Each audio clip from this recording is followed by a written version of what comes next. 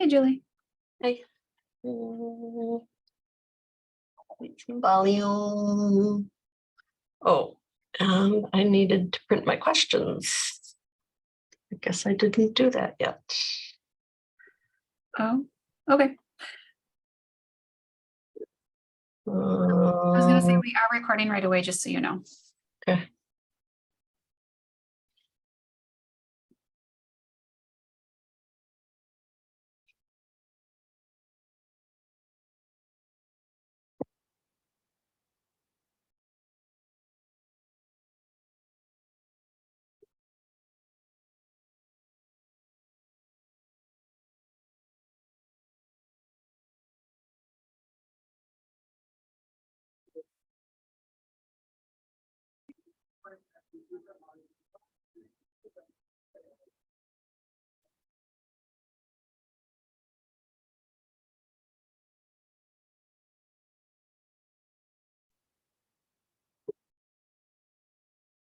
And Julie, do you see that we have a participant?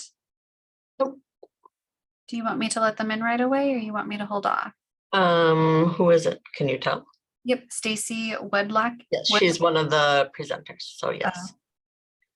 Stacey and Maria. Okay. Hi, Stacey. She's connecting to audio. I see that. I need to figure out how to turn the sound down on my. You should be able to on like your keyboard. Right, but I don't want to turn my sound down on me. I just don't want the ding to keep happening.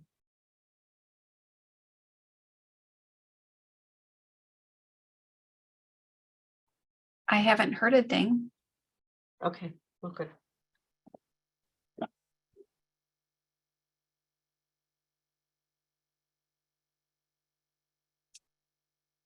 I don't know if you saw there was an email earlier that there were Zoom issues.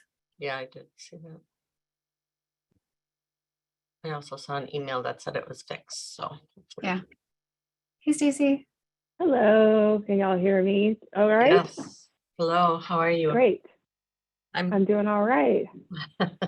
I'm Julie. So Hi. I'm a career advisor at School of Information Studies over at UW-Milwaukee. So I will be doing my best to moderate. I'm sure you'll do great. Yeah. I feel like there's a little bit of a lag on your video. On mine? Mm-hmm. Yeah, between your audio and video. Okay, so I think that's probably because I called in just as like but if it's creating like if it's a distracting lag, then I will switch to the computer here. So just give me a second. Hi, everyone. Hi, Maria. So Maria, your name? Change. I know. Yeah, I would change that. I know. Or do you want me to do it for you? Yeah, can you do it for me? Yep.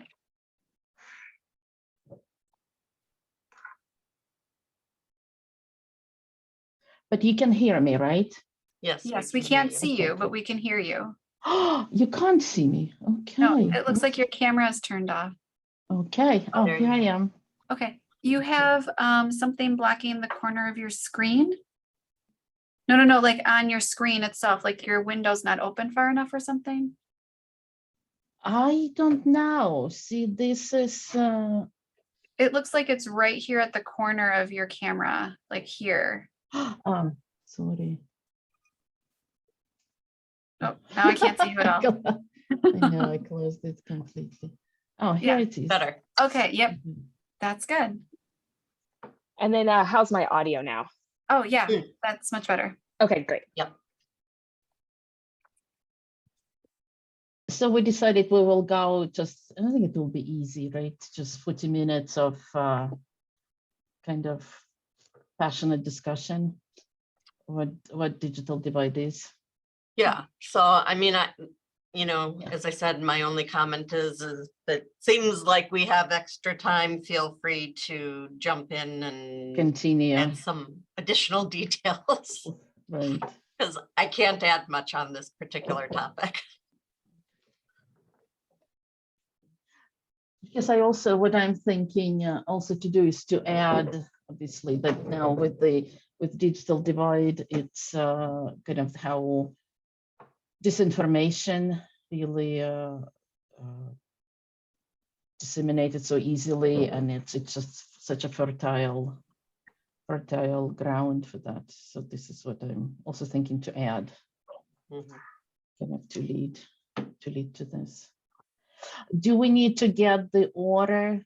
Or also, Stacey, so let's kind of agree that we will kind of stop and let another person go, so that it's kind of either like a dialogue or right, so that it's not one person. So I'll try to do that. Yeah, that sounds great. And so maybe Julie, when you're answering or asking questions, we can, like maybe Maria, you can go first. We'll just go alphabetical order, and then maybe we can just swap back and forth, and do Yes. that way. And then I think we can make it like a dialogue. So like if, I'm the second person to speak, then you have something to add, you can jump in, and we can just make it more fluid. That's what I also thought, that this is kind of jumping off your point, and then I would like to follow up on that. So yeah, I think it will be good. And this is the invitations. Who received the invitations? I know yesterday I got, one of the students came up and she said that she got the message and she's going to join. But in general, and she's an undergrad. So who is, in general, who received, who's invited? And how many people do you expect? That's what I'm asking. So there are over, what did I say, Laura, 278 or something people who have registered for the conference as a whole. They get to pick and choose which session they are attending. So I don't have any idea, quite honestly, how many people are registered for this session. But the goal is, so where those those people are coming from is, it's the design, the program is really designed to be a recruitment event for iSchools in general, so that prospective students from anywhere in the country can get an idea of what an iSchool is and what kind of topics and faculty, etc. So that's the purpose, but we've also, publicized it to our students internally. So if it's something they wanted to join in, they could as well. So again, I don't know the mix of what those numbers might look like. So do you think then, do we need an introduction to introduce ourselves somehow? Yeah, so really? I have a very brief introduction. So yeah, I think it would be nice to add a little bit. So after I just introduce your names for both of you, then I'll ask you each to say a little bit about your area of study and what you do, etc. So, and it's almost why we're at this panel, right? That's what we should say. Well, I don't know if it's as much why the panel, because as much as it is your area, what you've been talking about, why this topic is of interest to you, I guess, is more of it. Yeah, okay.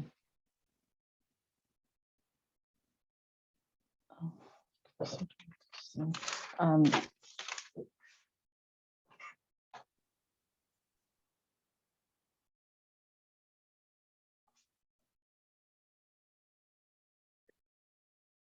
and I do have the chat open, so I will try to monitor that as well. Laura's here a little bit as my backup, but it'll be primarily me trying to manage. Yeah, and I'll try to do a spotlight so that it'll just be the three of you possibly on the screen. Okay. And that it'll just be that. So I'm gonna sort of put that up for now so you guys can see what it looks like. mhm.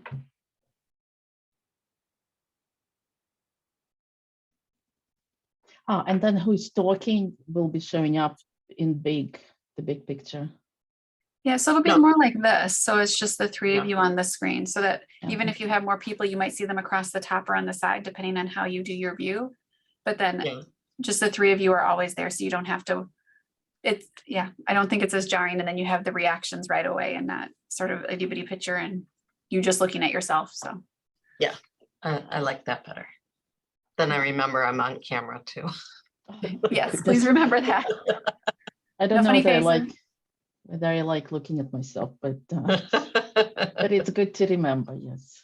Yeah. I got it. And you can hear me well because I am just trying for the first time those earbuds, so they're not visible, and Yeah. it's just amazing that you can hear me. Yeah, Yeah. perfectly. not- So you're in I've good not shape. used it. I've not used it before because I'm usually with the microphone. Stacey, I had an attic space that looked almost exactly like that. Yeah. Are you in your attic? Well, it's actually I'm sure it was at some point, but Okay. it's actually, we just moved here in July. And Okay. so it's kind of our guest bed / workspace, kind of flex space a little Okay. bit. So Okay. yeah, so if you spun it around, you can see like the bed and everything. Okay. So, Oh, Yeah. it's a big one. yeah, Okay. it's a nice big space. So Yeah. it's good. It's good to have. Better than I was in a closet beforehand. So I moved from a closet, my workspace moved from a closet to an attic. So I consider Yeah. that to be a win. Yeah. Yes. I must admit my office looks my office on Zoom looks super nice because it's really tiny office and It is but tiny, Maria. it is tiny. But Yeah, look at it's almost having some kind of corridor. Actually, I like it. See, I don't have this. Yeah, that but is. it kind of looks nice. So actually, I'm liking it on camera. I should do it. That's, I think now I will be doing meetings from the office, actually, not from home. That's true. Oh my Yeah, goodness, so good luck. And I guess not to Yes, worry you as too well. much. Yeah. We do have about 3 people in the waiting room right now, but we have 3 minutes too. So they can wait a little bit longer. Do we have Great. that introductory screen? Laura, do you know? What do you mean by that? There Julie? was a slide that we got.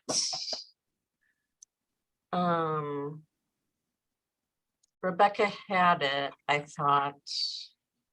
Maybe just Who did we get it message her from? real quick. Okay. Should have looked for that, I'm sorry. No, that's okay.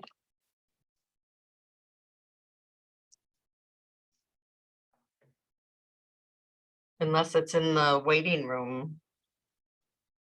Unless it's a waiting room slide. No. Oh, well. My first mistake. No, that's okay. And I'm sorry if I missed that, Julie. Okay, let me see if I can find it.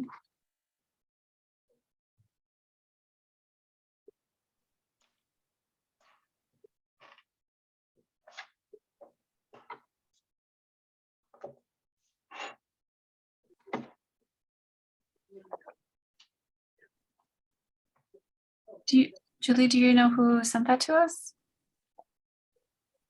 Well, it was probably Rebecca, but I don't know if it would have been on Teams or an email. Oh, okay.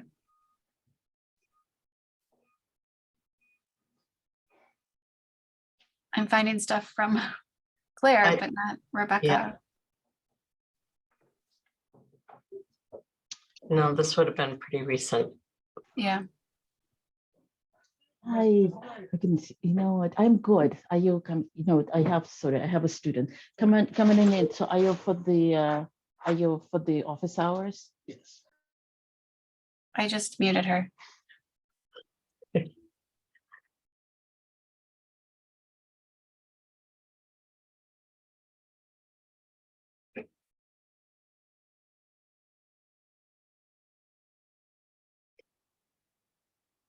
Julie, do you mean the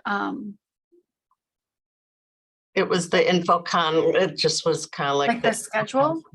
No, it was the a slide of just like the banner, the Okay. InfoCon logo and from Okay, this year. yeah, I'm not seeming to find it. Okay, that's right.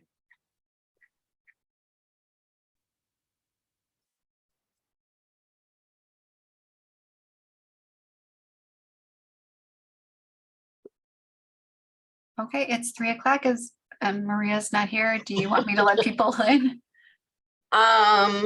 Yeah, I can get started and hopefully give Shall it we- one more minute. Okay, I'll want to know if she's gonna be here. yeah. I mean, I'm in my office, so I can always run down and say, you're supposed to be on screen right now. It sounds like she has office hours right now, so and the student came, so. Yeah. No, you gotta do that too. Oh, All and right, she's- let's just go. Oh, there she is. Okay. All right, let's go. So Maria, I muted you while you were on, so if you want to go ahead and unmute you, and then I'll let everybody in, or just so that you know that I muted you. Okay, I'm gonna go ahead and let those people in. Is everybody ready? Yep.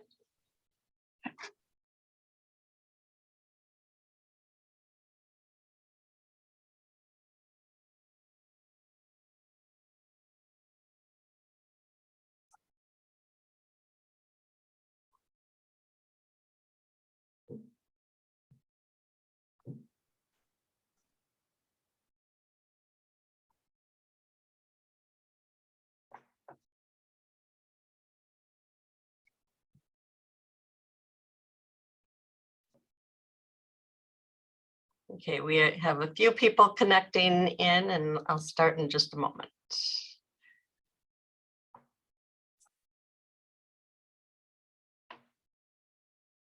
All right, so welcome everyone. Welcome to InfoCon 2022. I hope that you've been enjoying the sessions. If you've been participating so far, or if this is your first one, happy to have you.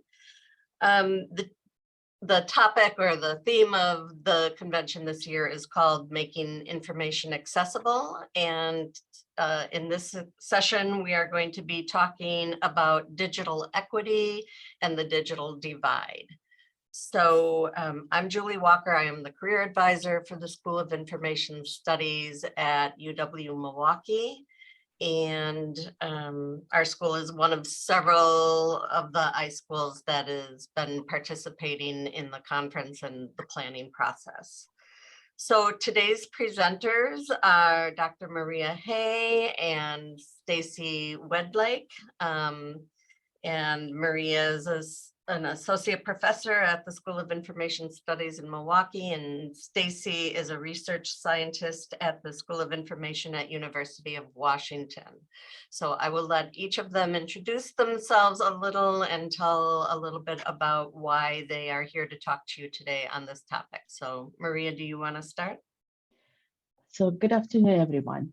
I am Maria Haigh, and I am associate professor at the School of Information Studies right here in Milwaukee. I am very happy to participate in this panel because I think that we will hopefully we will have a productive discussion, a dialogue, what digital divide is, how is it changing. And my personal research where I'm publishing and researching is actually in disinformation and misinformation in various contexts, and also particularly as it applied to Ukraine in Ukrainian context. So this is how I got interested in it, and this is where I'm continuing. Stacey. Thanks, Maria. Stacey? Hi, and so yes, I'm a research scientist at University of Washington, and I have my master's in public administration and master's in library and information science. And my perspective on this work is I'm very interested in how public libraries and community organizations work with communities to address digital inequalities. And I've got a particular interest in digital literacy and how that the organizations and communities work together to to improve digital literacy. And more recently, I've been kind of exploring intersections of digital literacy and problematic information or misinformation and disinformation online. All right, great, thank you. So I will be moderating the discussion, and I have a few questions to get the conversation started. But for those of you who are attending, please feel free, if you have questions, to type them in the chat. I am monitoring that as well. So we'll go ahead and get started. So the first question is, what do you mean by the digital divide and digital equity? And Stacey, if you want to start. Sure. So this is a great question because this kind of area of field is really so broad and is over so many disciplines. And so depending on who you talk to or what kind of journal you're reading or what kind of art or in the popular press, have a little bit different way of conceptualizing these things. And so for me, I have this for digital divide, I have this like kind of very sort of policy. I really only use it in this kind of policy framework. And the fact that the digital divide, the term originally comes from kind of US public policy. And as a way to, in the original conception of the term, to kind of decide people haves and have nots. And so it's actually not a term that I personally use that much in my own work, but it's still in the work I do that's very policy oriented, that term is still used quite a bit, in particular for people who are very focused on kind of extending broadband and laying broadband down and extending it throughout the US and the world. And so for me, I tend to use more the term digital equity, or thinking around terms of digital inequalities. And those really, digital equity to me, ideally, what it means is really kind of individually grounded and community constructed, because it's going to mean something to kind of everybody else, to each particular person, slightly different. But really at the heart of it, it means that everyone, all individuals, all communities have access and are able to use digital technologies so they can fully participate and be a part of and contribute to the greater society. So, Maria? I must admit, I never thought actually, see, I am personally with my research more focusing actually on the divide and less on equity. So this, the concept, and the divide, it's determined in, at least that's how it was previously, it's have and have nots. But it's also this approach that once everybody will be connected to the internet, then there will be some kind of utopia that will appear and everybody will be happy. Everybody, that more information, it's a good thing. And this is what we have. This is what digital divide prevents. And this is the barriers, because some people don't have access to the internet, don't have access to all information. But actually what obviously the last, well, in some countries it's earlier, but in the United States, I would say since the 2016 elections, I think that became very clear that having more information does not mean that the divide is broken. With the pandemic, we did, actually, we also saw the digital divide, what I would say in real terms, as I would define it, where we have in some populations and some strata of the population, where the schools were affected, and that's the academics suffered. So that's definitely still there. But in broader picture, what we have is that people, everything is politicized, and people just divide themselves into bubbles or communities that completely are divided and completely do not communicate with each other. So people watch the consume media that's only them, and people who agree with them consume. So I would say this is now, it's the political divide. Digital divide is a political divide too. I would say it's equal, and they don't listen to each other. And that's how we bridge this. This is, I think, that's an important question. And obviously, libraries would be one of the areas where we can do that. It sure is an important question, Maria. Okay, so my next question is, what are some common misconceptions about digital divides and digital equity?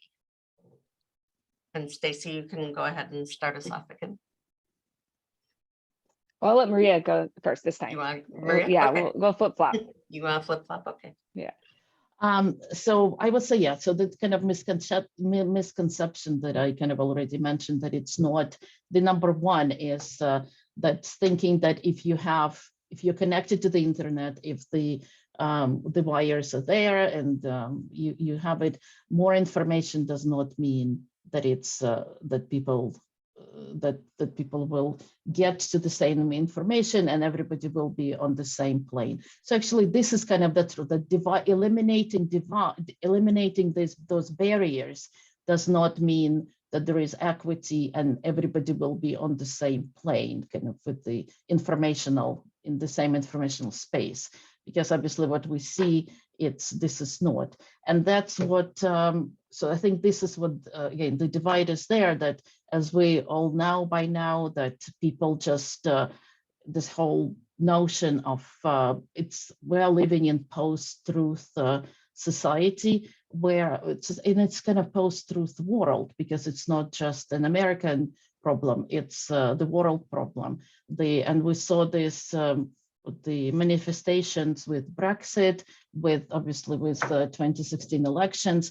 This is where people construct their own facts, their own truth, and also that people go with what feels right and not and what feels true, and not with what they prove.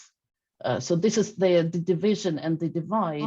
It's psychological, and everything becomes political, and kind of, I would say in pandemic, it's actually, it revealed new inequalities and new divisions and a bit different angle, but so it is a complicated issue. Stacey. It's a great segue. Yes, I think it's extremely complicated and often gets, as you know, as Maria was saying, it gets presented as that there is a simple technological fix, that if we get wires in the ground, you get people a computer, we're done, right? And really what in my work is continuously reveals that is really, it's not a technical problem. It is it's a social, it's a political, and it requires to go beyond simple technical solutions, and that digital inequalities intersect with all of the other inequalities we have. It's not something that can be completely separated. So like an example of this, it came up in some research that I did recently, where somebody was explaining that, you'll get like someone that this person was working with, this case manager was working with, they finally got low-income internet to their house. And so they got like a plan with free internet, and they had it at their home, but they were still extremely economically unstable, and they ended up losing that apartment. So not only do they've now lost their home, they also have lost the internet. And so it's, again, you can't totally separate the technology piece from everything else. So I think that's still, as Maria was saying, it's still this, it's still a very big misconception, and that continues, even with, like, we are getting all this federal money is coming in to address, to work on these issues through the Infrastructure Act. And again, there's a lot of money is going to organizations that do understand this, but again, especially when you read about it more in the, like in the media, it tends to be simplified down to again, like something that we will fix, and then utopia, as Maria said. Right. So what does digital divide and digital equity look like today? I mean, you've kind of touched on it. I love your example. Do you have other examples that you could share on the topic? I can, I will be happy to share because as I mentioned already, that I do mainly focus on my researches on, which to be honest, I'm now realizing this myself, that this is what I was doing all along. It's actually digital divide, informational divide, and this is mainly also focusing on Ukraine because it became so evident and really problematic since 2013. And just before the Crimea was annexed, that was the reason for this informational war. So I would say, for me, digital divide, it's the informational war. And this is because that's what also separates people. And this is how people, this is where we need to know how people form their opinions. But it also comes to trust whom they trust. And this is well, kind of in Ukraine, that was much earlier than in 2013, 2014.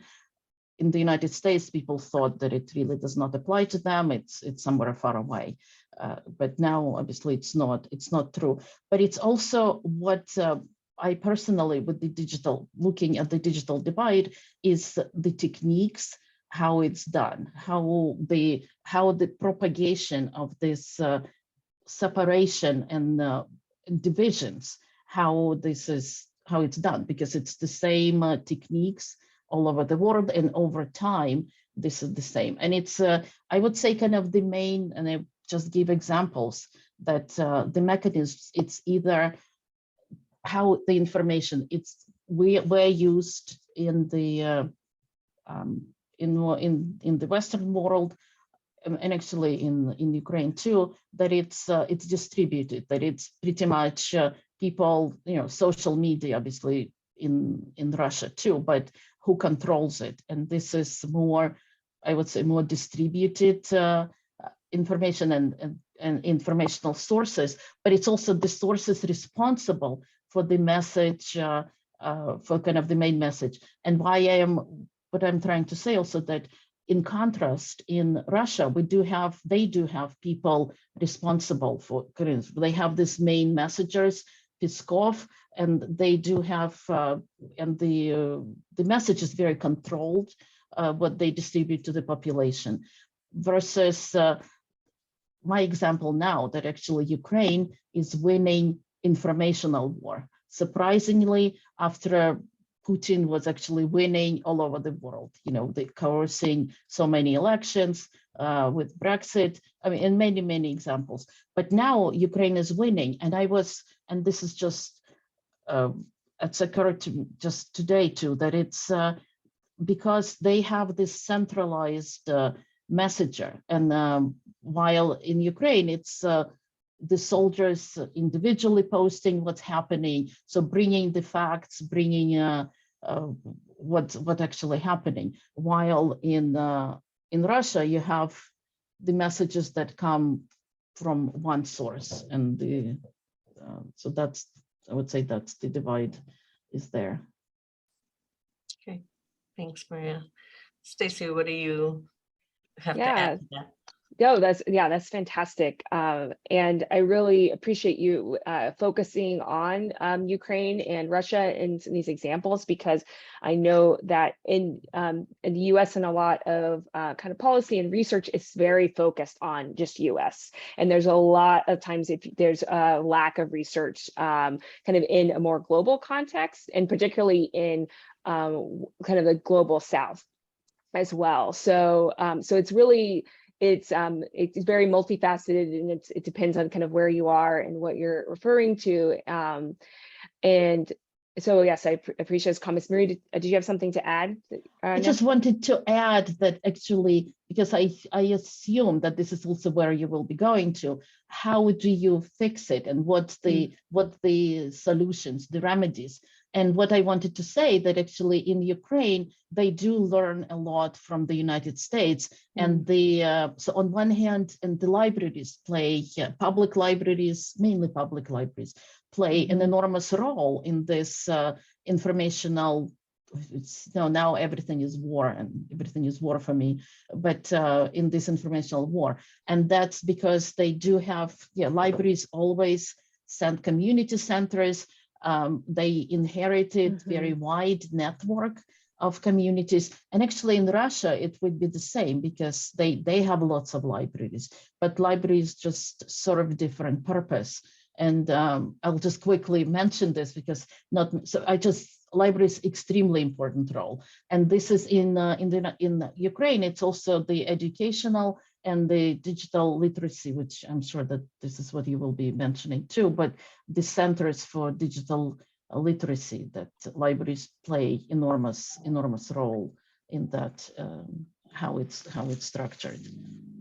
Absolutely. And those are great examples. I mean, really it is like libraries around the world are doing this. Like I have done some research in Kenya. My colleagues have done some in Myanmar, working with public libraries, or public libraries are the ones and the librarians are the ones that are educating their community around how to use digital technologies and, and how to, read, identify, evaluate information. So this is definitely, and there's so many opportunities for back and forth learning. And so as an example, like myself and some colleagues did a lot of work some years back. We were so my colleagues did a lot of work in Myanmar, and it was at this time where the regimes was changing, and all of a sudden they went like, there was like almost zero internet access available through smartphones. And so throughout the whole country, people's first experience with the internet was through a smartphone. So it was a very unique situation where, you didn't have zero computer access. And so me and my colleagues and myself, we started talking about this, like try to bring this back, like, look, like this is a kind of a different kind of information literacy that's very kind of mobile fit, based. And it's different than maybe it's fundamentally different how you experience the internet versus like, your computer and on the phone, right? Like there's been some great research to show that, people use these different devices for different things, and there's different kind of understandings and conceptualizations. And so, so we were trying to kind of bring this kind of orientation a little bit more to the US and I think it's starting to kind of kick on a little bit, but here in the US, you are seeing where people, and there's a lot of great research from Pew that shows around, like you have people who are smartphone dependent, right? That they're only, access that they have to the internet that's like that they own is through their smartphone, and that people's primary devices are a smartphone. And what does that mean for people, again, that are learning to use computers, learning to use the internet, if that's kind of their starting point? And so kind of circuitously going back, I think, to the original question, is that I think that it's extremely like multifaceted sort of like, and there's not like one particular kind of prescription for everyone, right? So again, so like if somebody who is like, maybe somebody really only needs a smartphone for like 90% of what they do, like, and that's, and so then we, as thinking about whether it's, for public libraries, since we're talking about them a lot. So then that's important for public libraries to like be able to like help somebody with their phone when they bring it in, right? Like that they are comfortable kind of helping somebody through that type of device versus a more kind of traditional kind of old school program of like, where everybody's sitting at a computer in like a lab, for example. So, which those are still like very valuable for a lot of people, but maybe it's not like, the best solution for somebody, especially when everyone is so like, has such little time, and really somebody just needs to figure out how they can, delete or recover a deleted email from their phone, for example. Like they need somebody to go and talk to with that. So Maria, anything you want to add on that? Well, I kind of wanted to know whether we will, in terms of, because I also thought we, in terms of just think about we're kind of talking about the digital divides, but it's also how we're bridging them and what are the, and it's not, it's not that thing that technologically everybody will get, that there will be no divisions. But so it's at least, as an educator and as a believer in education, so I think it is through education, and this is through teaching people critical thinking, teaching people not to believe, be careful, obviously, what they are themselves, what they are reposting, but it's also understanding what is why the information is there, what's the agenda of the people who are, so this kind of education, and it's actually quite simple and you would think obvious questions, but obviously that's why we are in this mess where we are now with such terrible polarization, where it's really hard to talk to people who believe who believe in January 6th, or this is how you can convince them otherwise, and or this these stolen elections and examples like this. But what I would say that the education, and what my example in particular, and it's interesting about the education for citizens, and actually they the course, the guides and how it's done, how it's organized, it's actually by the largest program is done or conducted by IREX, which is International Research Exchange. And this is a United States organization that funded by the State Department. And they are doing absolutely incredible job in, it's not only in Ukraine. In Ukraine, they are very developed too, but they do it actually all over the world. And they do it in Africa, they do it in other Eastern European countries. But it's also what's interesting that they are not doing it in the United States, when they totally have this worked out, how they reach, and they do it mainly, they work with libraries a lot, because then they can reach much larger population, and they are working with schools. And also this important that working with schools from elementary schools, building in this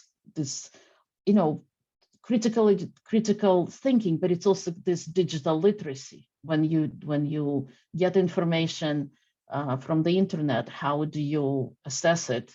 And it's not that hard. It's the practice. You just need to practice, and so you do need training. So what so IREX is very broad, very wide program, and then they do the assessment after what they are doing after the education, and there's definitely very significant, statistically significant results that people, and again, it's just the citizens, it's not even, they are the school program that's a separate, but just for wide population citizens, that's done in the libraries, and it really works. It's not actually kind of a vaccine that will be, that's it, you're immune and you will never succumb to disinformation, because it is actually, it's changing all the time, but it definitely helps at the beginning and kind of maybe doing the reminders. So again, that's to me, what's amazing, that Americans know how to do it. And for some reason, I have not seen that kind of, and also working with the government, because they also working with the government to change the education.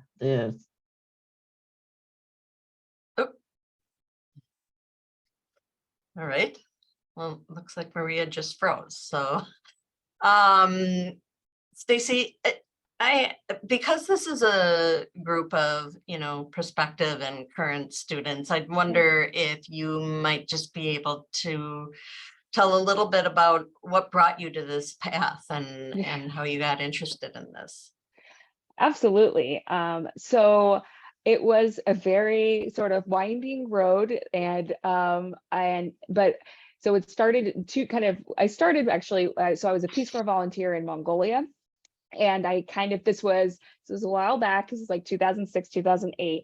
And I became like a computer instructor, basically by default, because I was the one that was able to read English. And so everyone was spoke and read Mongolian, and all the devices were in English. And so I worked with my colleagues and friends on kind of became and kind of training, even though that wasn't really why I was there, but it was a need. And I was really seeing these, how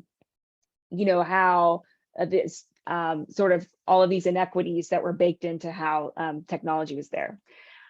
Came back to the US right as the Great Recession was starting, and I became a computer instructor for people who are newly out of work, sometimes for the first time in like decades, and I was teaching computer classes here in the US.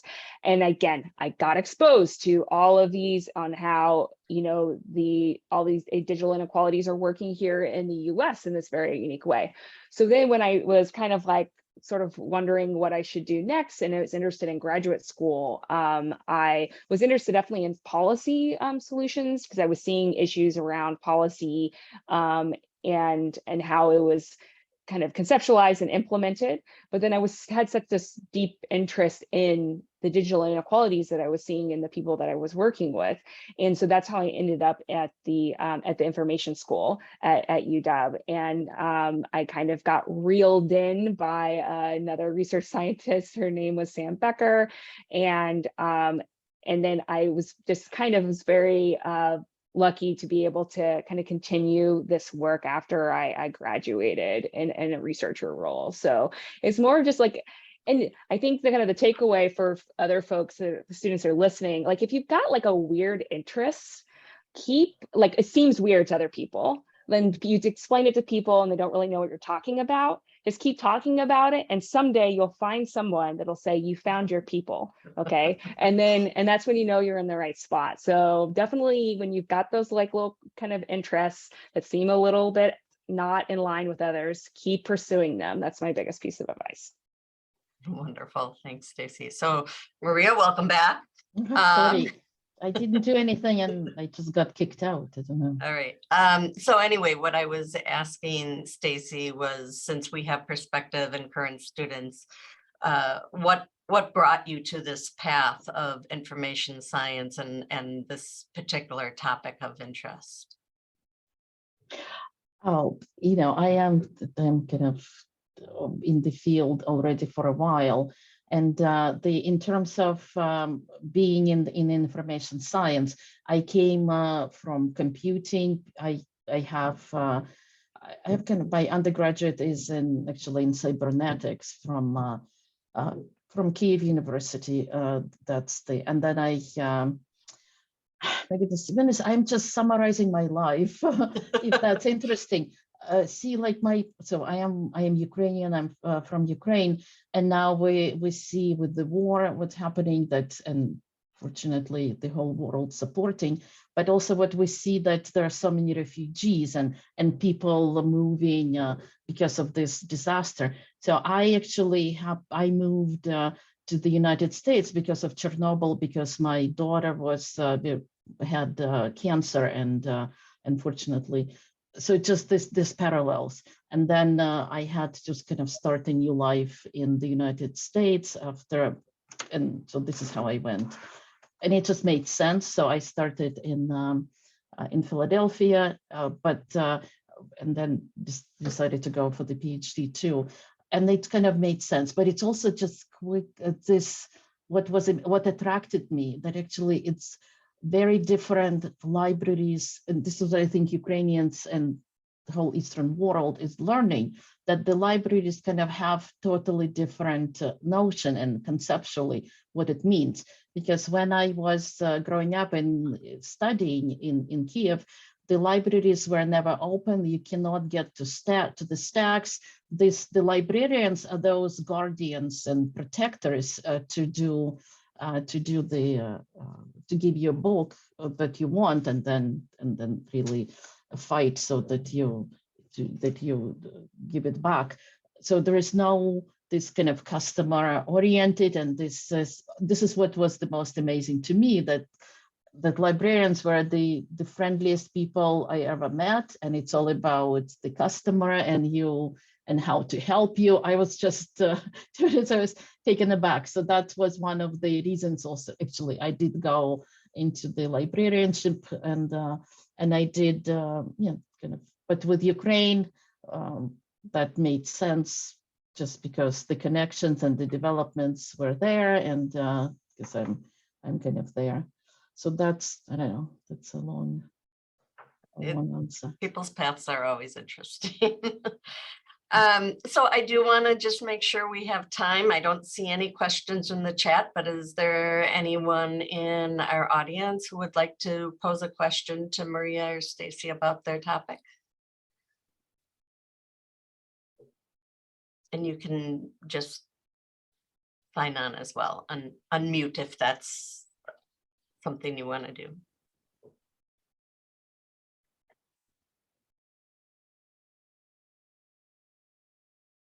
All right. Well, I don't see any comments. Any final thoughts that either of you would like to share? I can just say that I do believe that, well, obviously what we're agreeing that there is no technological fix to digital divide, but I think it's also that digital divide, however you define it, I think it's actually will be always there, just by the nature of just how we are as humans. So I don't think we can resolve it completely. What we can do is obviously now understand it, why it exists, and then try, even small ways, but try to, as long as people understand, I think that what understanding and education, I think this is what bridging the divides. And obviously this, in terms of, I'm just thinking with the technology, actually, not to deny it, the computers, how we had with the pandemic, actually having computers in schools, and so that the kids can take it home, that was important too. So it's not to completely diminish that technology doesn't help. No, it does.